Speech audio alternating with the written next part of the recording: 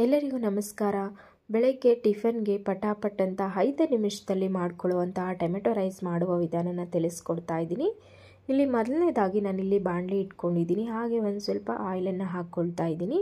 ಹಾಗೆ ಎಣ್ಣೆ ಕಾದ ನಂತರ ಸ್ವಲ್ಪ ಸಾಸಿವೆನ ಹಾಕ್ಕೊಳ್ತಾ ಇದ್ದೀನಿ. ಸಾಸಿವೆ ಚಿಟಪಟ ಆದ ನಂತರ ಇಲ್ಲಿ 1 ಟೇಬಲ್ ಸ್ಪೂನ್ ಆಗೋಷ್ಟು ಕಡಲೆಬೇಳೆನ ಹಾಕ್ಕೊಳ್ತಾ ಇದ್ದೀನಿ. ಕಡಲೆಬೇಳೆ ಸ್ವಲ್ಪ ಲೈಟಾಗಿ ಕಲರ್ ಚೇಂಜ್ ಆಗಬೇಕು, ಅಲ್ಲಿವರೆಗೂ ಸ್ವಲ್ಪ ಫ್ರೈ ಮಾಡಿಕೊಂಡು ಆ ನಂತರ ನಾನಿಲ್ಲಿ ದಪ್ಪದು 2 ಈರುಳ್ಳಿನ ಕಟ್ ಮಾಡಿ ಹಾಕ್ಕೊಳ್ತಾ ಇದ್ದೀನಿ. ಈಗ ಸ್ವಲ್ಪ ಇದನ್ನು ಮಿಕ್ಸ್ ಮಾಡಿಕೊಂಡು ಈಗ ನಾನು ಇಲ್ಲಿ 5 ಹಸಿಮೆಣಸಿನ್ಕಾಯಿ ಹಾಗೆ ಸ್ವಲ್ಪ ಕರಿಬೇವಿನ ಸೊಪ್ಪನ್ನು ಹಾಕ್ಕೊಳ್ತಾ ಇದ್ದೀನಿ. ಈಗ ಇದ್ರ ಜೊತೆ ಹಾಕ್ಕೊಂಡು ಚೆನ್ನಾಗಿ ಮಿಕ್ಸ್ ಮಾಡಿಕೊಳ್ಬೇಕು.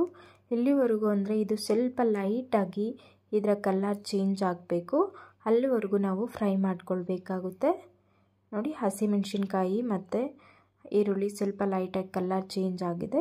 ಈ ಸಮಯದಲ್ಲಿ ನಾನು ಇಲ್ಲಿ 4 ಟೊಮೆಟೊನ ಹಾಕ್ಕೊಳ್ತಾ ಇದ್ದೀನಿ. ಇಲ್ಲಿ 2 ಈರುಳ್ಳಿ ತೊಗೊಂಡಿದ್ದೀನಿ, ಅದಕ್ಕೆ 4 ಟೊಮೆಟೊನ ಹಾಕ್ಕೊಂಡಿದ್ದೀನಿ. ಈಗ ಹಾಕ್ಕೊಂಡಾದ ನಂತರ ಈಗ ಇದನ್ನು ಮಿಕ್ಸ್ ಮಾಡಿಕೊಂಡು ಇಲ್ಲಿ ಸ್ವಲ್ಪ ನಾನು ಒಂದು 1/4 ಟೇಬಲ್ ಸ್ಪೂನ್ ಆಗೋಷ್ಟು ಅರಿಶಿನ ಪುಡಿನ ಹಾಕ್ಕೊಳ್ತಾ ಇದ್ದೀನಿ.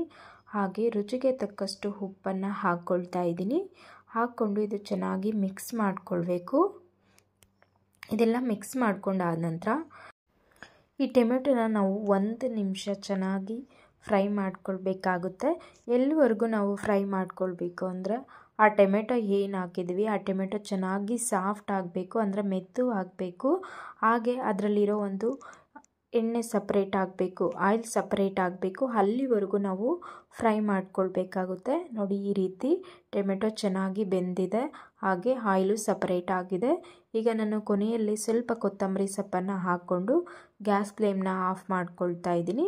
ನಿಮಗೆ ಗೊಜ್ಜು ಬೇಕು ಅಂದರೆ ಸ್ವಲ್ಪ ಎತ್ತಿ ಇಟ್ಕೊಳ್ಬೋದು, ಇಲ್ಲ ಹಾಗೆ ಅದ್ರ ಜೊತೆ ಮಿಕ್ಸ್ ಮಾಡ್ಕೊಳ್ಬೋದು. ನಾನಿಲ್ಲಿ ರೈಸನ್ನು ಮಾಡಿ ಇಟ್ಕೊಂಡಿದ್ದೀನಿ. ಈ ಗೊಜ್ಜಿನ ಜೊತೆ ನಾನು ಮಿಕ್ಸ್ ಮಾಡ್ಕೊಳ್ತಾ ಇದ್ದೀನಿ. ಕೆಲವೊಂದು ಸಲ ನಿಮ್ಮ ಮನೇಲಿ ರೈಸ್ ನೈಟು ಮಿಕ್ಕಿರುತ್ತೆ, ಅದನ್ನು ಸಹ ಬೆಳಗ್ಗೆ ಟೈಮ್ ಈ ರೀತಿ ಗೊಜ್ಜನ್ನು ಮಾಡ್ಕೊಂಡು ನೀವು ಅದ್ರ ಜೊತೆ ಮಿಕ್ಸ್ ಮಾಡ್ಕೊಂಡು ತಿನ್ಕೊಳ್ಬೋದು, ತುಂಬ ಚೆನ್ನಾಗಿರುತ್ತೆ. ನೀವು ಒಂದು ಸಲ ಈ ಟೊಮೆಟೊ ರೈಸ್ನ ಟ್ರೈ ಮಾಡಿ, ಹಾಗೆ ಹೇಗೆ ಬಂತು ಅಂತ ಕಮೆಂಟ್ ಸೆಕ್ಷನಲ್ಲಿ ಕಮೆಂಟ್ ಮಾಡಿ. ಹಾಗೆ ಹೊಸದಾಗಿ ನಮ್ಮ ಚಾನಲ್ನ ನೋಡ್ತಾ ಇದ್ದರೆ ಚಾನಲ್ನ ಸಬ್ಸ್ಕ್ರೈಬ್ ಮಾಡ್ಕೊಳ್ಳಿ. Thank you.